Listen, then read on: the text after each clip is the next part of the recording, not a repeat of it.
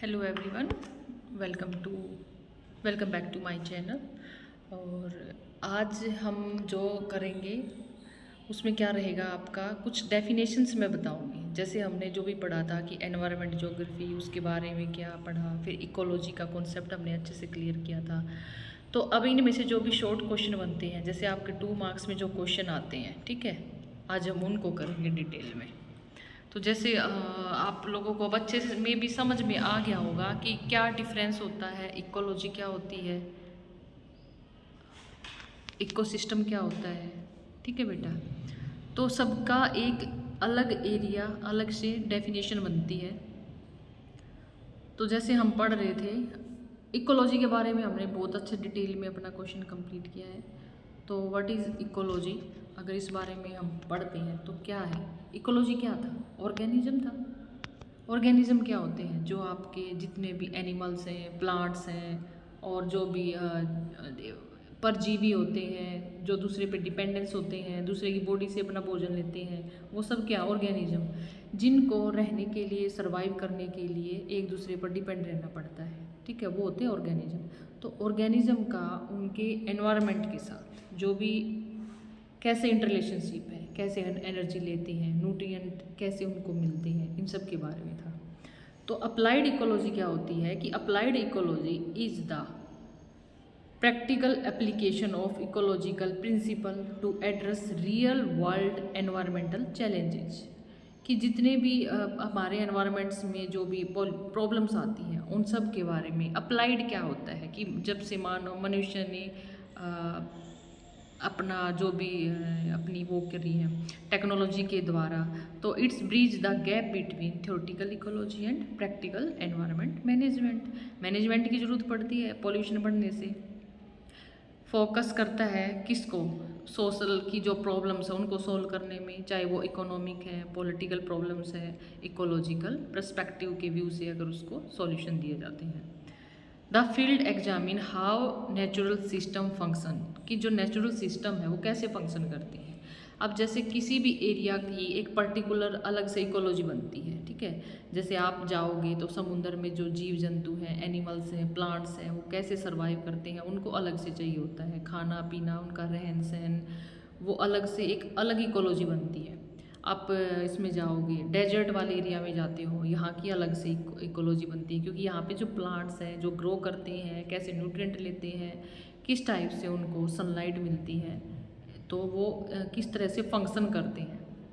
तो उन सब को जैसे अप्लाइड अगर इकोलॉजी में जाते हैं, तो हमने जैसे इकोलॉजी का कॉन्सेप्ट अच्छे से पढ़ा था, तो अप्लाइड में आता है कि हम कैसे कंजर्वेशन कर सकते हैं, रिसोर्स का मैनेजमेंट किस टाइप से करना चाहिए, एनवायरनमेंट को प्रोटेक्ट भी करना ज़रूरी होता है। जब हमें टोटली ये पता है कि कैसे सारा फंक्शन हो रहा है, हमारे नेचर ने बहुत अच्छी चीज़ें हमें दी है, सब सर्वाइव करते हैं, फ्लोरा फना एनिमल ह्यूमन सब अपना सर्वाइव करते हैं, सबको सारी चीज़ें मिलती हैं। ठीक है, हमारी अर्थ ने, हमारी नेचर ने बहुत अच्छे रिसोर्सेज हमें दिए हैं ताकि सब अपना जीवन अच्छे से सर्वाइव करें। लेकिन बहुत सारी प्रॉब्लम आ जाती है जब टेक्नोलॉजी लेके आते हैं, जब बहुत ज़्यादा हस्तक्षेप होती है, तो जो इकोलॉजी है वो अनबैलेंस हो जाती है, वो पॉल्यूटेड हो जाती है। तो उसको सेफ रखना बहुत ज़रूरी है, सस्टेनेबल तरीके से रहना, रिसोर्स को मैनेजमेंट करना, तो इन सब चीज़ों का बहुत ज़्यादा, तो वो अप्लाइड इकोलॉजी बन जाती है जब हम उसके बारे में एक इस तरीके से स्टडी करते हैं कि हम कैसे कंजर्वेशन करते हैं। फोकस किस पे होता है? मेन कंजर्वेशन पे, प्रोटेक्टिंग एंड रिस्टोरिंग। प्रोटेक्ट करना किसको? नेचुरल हैबिटाट को। कि जैसे आज के टाइम पे अगर देखते हैं, देखो जो अपनी वो स्पैरो चिड़िया होती थी, हम देखते हैं पहले घरों में हम छोटे थे तो बहुत ज़्यादा आती थी, अपने अपने नेस्ट या घोंसले बनाती थी।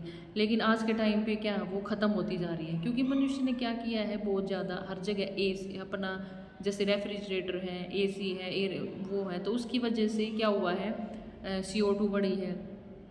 तो जो नेचुरल हैबिटाट था वो उनके क्या हुए हैं, प्रभावित हुए हैं। तो कंजर्वेशन पे फोकस करना बहुत ज़रूरी है ताकि जो नेचुरल हैबिटाट है उनको सेव किया जा सके।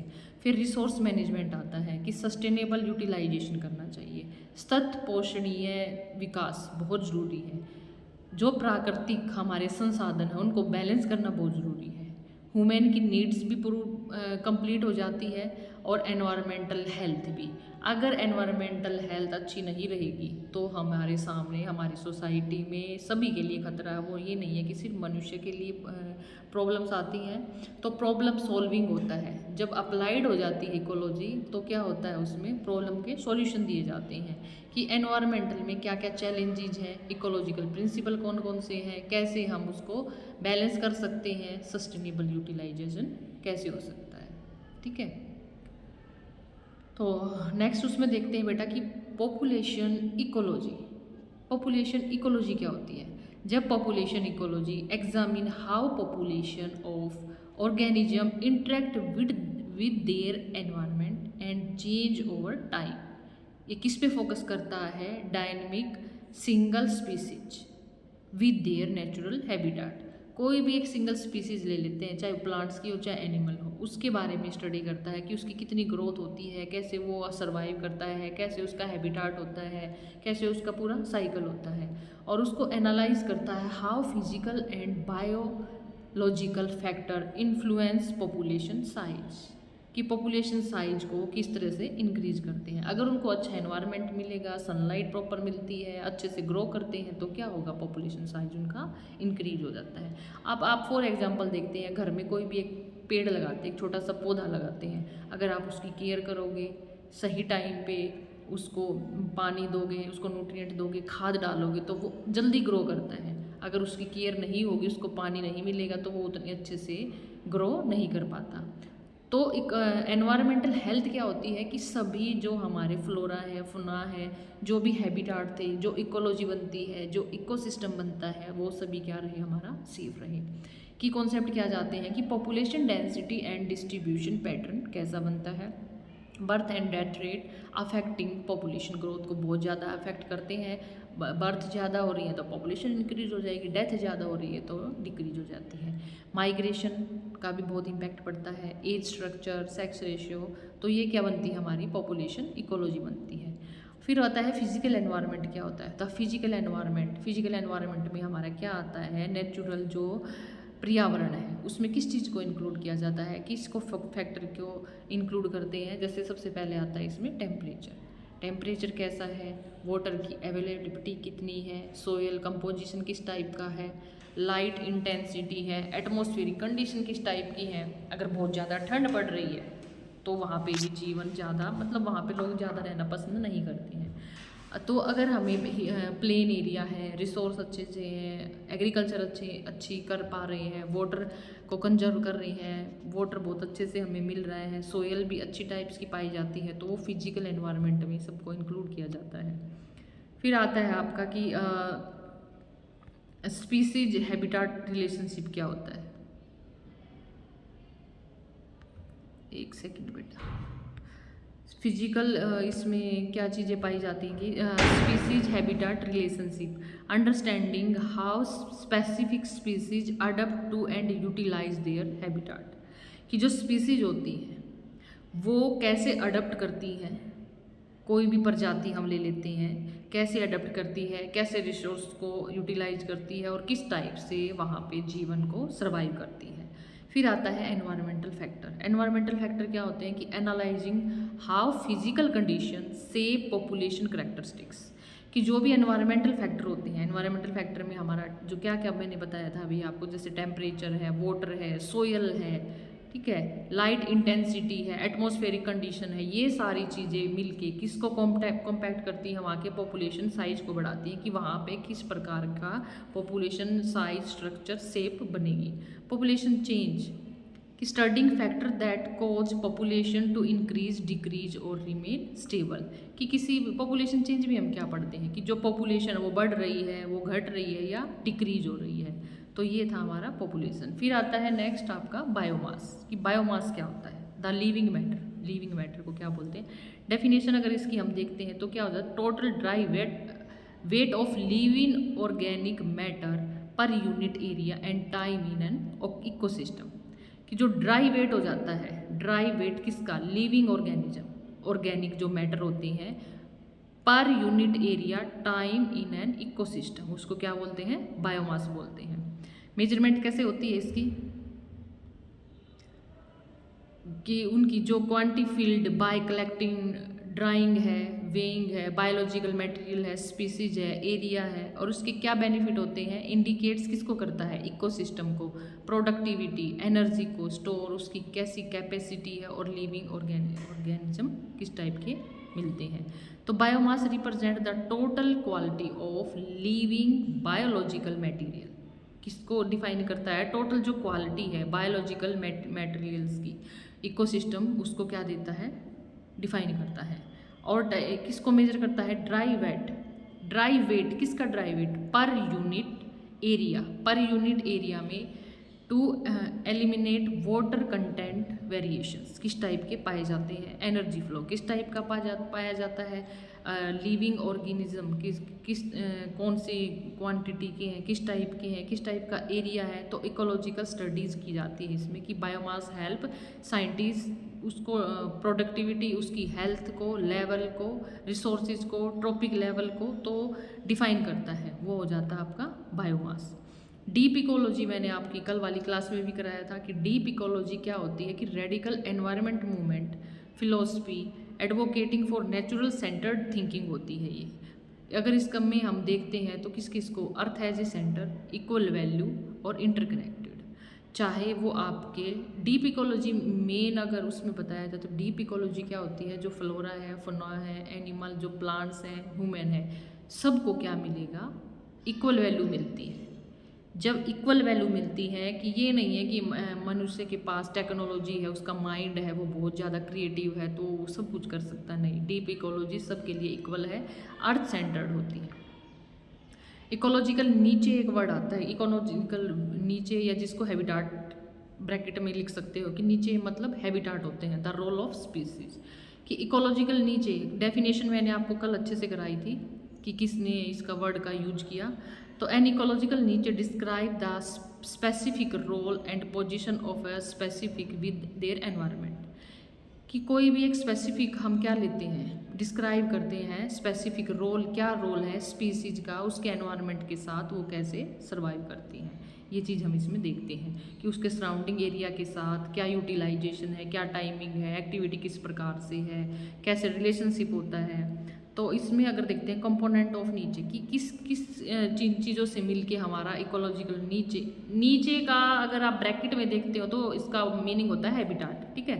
तो रिसोर्स करैक्टरिस्टिक्स क्या है, types and availability of food water centre, अगर ये चीज़ें हैं, खाना पीना रहना मिल रहा है तो वो हमारा इकोलॉजिकल नीचे उसकी वजह से बन जाता है। अगर how and when resources are utilize, कैसे हम रिसोर्स को यूज करते हैं, फिजिकल लोकेशन क्या है, हैबिटाट किस प्रकार की प्रेफरेंस दी हुई है, कौन सा एरिया है, किस टाइप की सोयल है, किस प्रकार का टेम्परेचर है, डेली है, सीजनल है, ईयर है, एक्टिविटी साइकिल, इन सब के बारे में पैटर्न को देखा जाता है कि टेम्पोरल पैटर्न कैसा है, किस टाइम पीरियड पे कौन सी स्पीसीज, कौन से पेड़ पौधे। अब जैसे एक ट्री ले लेते हैं तो ग्रो करता है, ठीक है, हर सीजन में वो अपनी पत्तियाँ गिराता है, फिर से ग्रो करता है, बढ़ता है, तो वो उसका क्या है, एक इकोलॉजी बन जाती है। रिलेशनशिप विद किसके साथ, स्पीसीज इंटरेक्शन, आपस में बहुत ज़्यादा कनेक्टेड होते हैं, एक दूसरे पे डिपेंडेंस भी होती है और आगे भी बढ़ते हैं।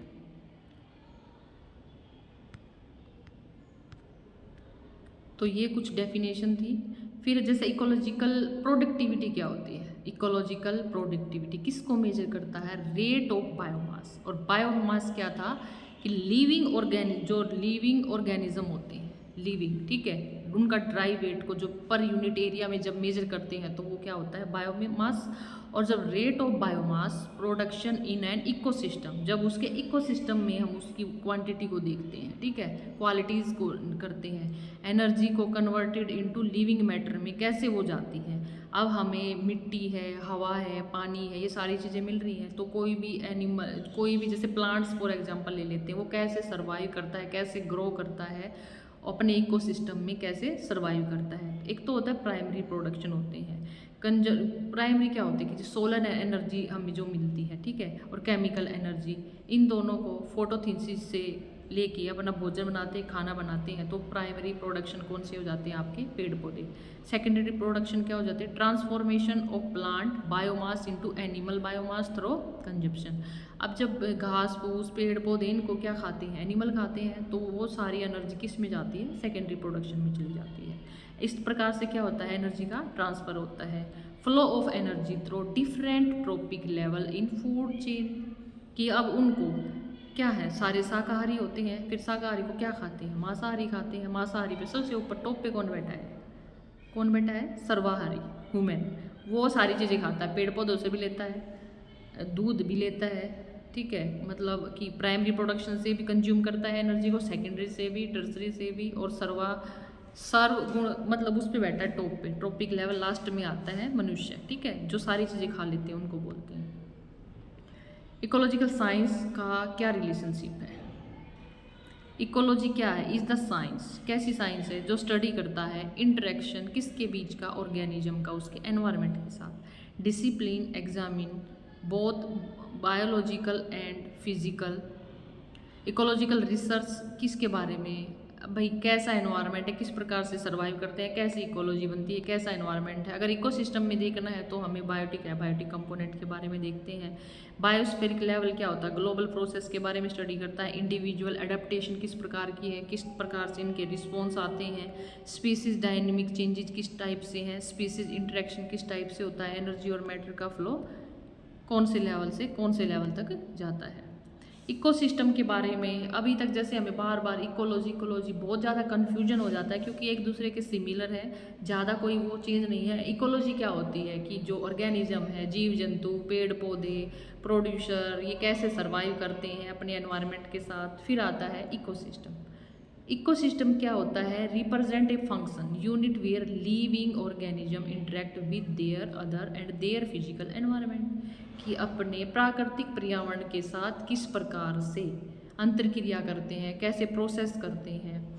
तो इसमें इसके दो मेन कंपोनेंट होते हैं, एबायोटिक कंपोनेंट और बायोटिक या बायोलॉजिकल कंपोनेंट। एबायोटिक कौन से होते हैं, फिजिकल एनवायरनमेंट, जिनको हम नॉन लिविंग में रखते हैं, और एबायोटिक कौन से होते हैं बेटा, लिविंग ऑर्गेनिज्म में, ठीक है। बायोटिक कौन से होते हैं आपके, लिविंग ऑर्गेनिज्म। तो फिजिकल एनवायरनमेंट में हमारा क्या क्या कौन कौन सी कैटेगरी आती है, जैसे air, water, soil composition, temperature and light, nutrient and minerals, climate and weather pattern. दूसरा हमारा क्या बनता है, लिविंग ऑर्गेनिज्म। प्रोड्यूसर है जो भी प्लांट्स हैं, प्लांट्स वगैरह सारे पेड़ पौधे, कंज्यूमर्स हैं, हर्बीवोर्स हैं, कार्निवोर्स हैं, ये सारे इसमें आते हैं। डीकम्पोजर्स हैं, जैसे बैक्टीरिया है, ये फंगल्स वगैरह, बैक्टीरिया, ये अपना अलग से काम करता है। ऑल इंटेंटिंग स्पीसीज हैं। तो क्या होता है जब दोनों का आपस में, कि पेड़ पौधे हवा, पानी, सोयल, वाटर से कैसे ग्रो करते हैं, कैसे एनर्जी लेते हैं, सन का यूज करते हैं, फोटोसिंथेसिस यानी कि प्रकाश संश्लेषण क्रिया के द्वारा अपना भोजन बनाते हैं, फिर उनको हर्बीवोर्स, कार्निवोर्स वहाँ से कंज्यूम करते हैं एनर्जी को। तो इस प्रकार से जो सिस्टम बनता है कि एनर्जी कहाँ से आई, फर्स्ट लेवल से सेकेंड में जाती है, सेकेंड से थर्ड में जाती है, तो उसको बोलते हैं सिस्टम, वो बन जाता हमारा ecosystem. Structure and organization, ecosystem है क्या करता है, स्ट्रक्चर करता है फीचर्स को, including special arrangement of organism. Vertical, उसके बारे में लेयर्स किस प्रकार की है, टेम्पोरल पैटर्न किस प्रकार से बनता है, इन सब के बारे में कौन बताता है, इकोसिस्टम। एक होता है ग्रोस प्राइमरी प्रोडक्शन, वर्ड आता है ग्रोस प्राइमरी प्रोडक्शन, जीपीपी जिसको बोलते हैं, किसको रिप्रेजेंट करता है, the total amount of organic matter, total amount of organic matter produced by primary producer.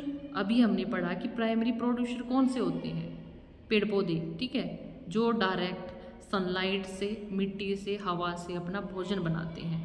तो total amount of organic matter produced by primary producers, mainly green plants वगैरह, algae and photosynthesis bacteria. Through photosynthesis the measurement includes all biomass created before accounting for energy use in, अपने उसमें use करते हैं।